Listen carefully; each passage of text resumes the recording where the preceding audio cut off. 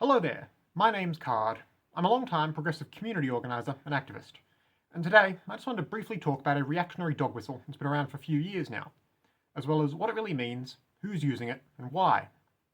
For those who might not know, in politics, a dog whistle is a word, a phrase, or a symbol which seems perfectly innocent and innocuous to most people, but which really communicates a more sinister hidden message to those in the know. There will also be a playlist of videos of mine, linked at the top of the description, which goes into detail about all sorts of dog whistles and how to spot them. Today specifically, I wanted to talk about the word soy, what it is, what it means, and how it's become a part of contemporary reactionary vocabulary, particularly in online spaces. Describing someone as soy, or calling them a soy boy, first started out in the 1990s, as a way of mocking someone by associating them with the stereotypes that surrounded vegans at the time. You're essentially calling them weak and effeminate in a derogatory way. Then, around 2017, the word soy, particularly as an adjective, as well as the term soy boy, made something of a comeback as insults.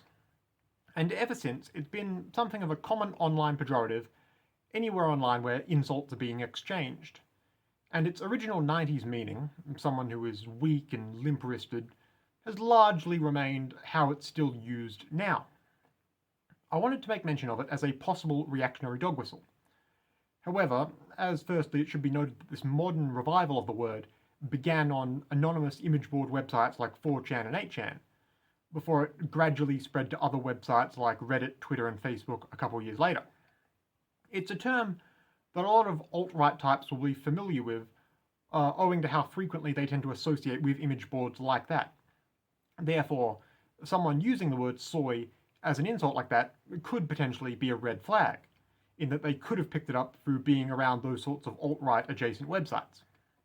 And, while the term still does have connotations of that stereotypical weak vegan sort of person, it has sort of evolved somewhat, where now new traits associated with the soy boy archetype include things like petty consumerism and man-child sensibilities in dress sense and cultural preferences.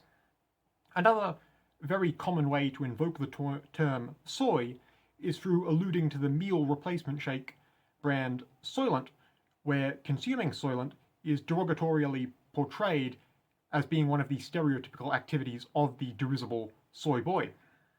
However, I will note that in some respects, as I alluded to earlier, the word soy has gone somewhat mainstream online.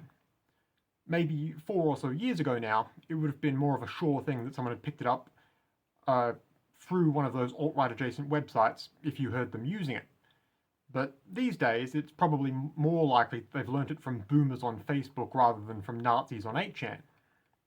Still, it's just something to keep in mind. And it's also worth noting that while yes, an insult is just a word, anyone needlessly making fun of someone for fitting that weak, soy, vegan stereotype online is probably pretty far from being a progressive themselves. Still, for better or worse, it's a term that does get used by a lot of people, so you don't need to go jumping to conclusions if you hear it, but just keep it in mind. That's all I have to say today. I hope it helps. Once again, my name's Card. If you might want to hear more from me, especially more about emerging or obscure dog whistles and how to spot them, feel free to subscribe to this YouTube page, or just take a look at my other videos. Either way, goodbye for now, and stay safe out there.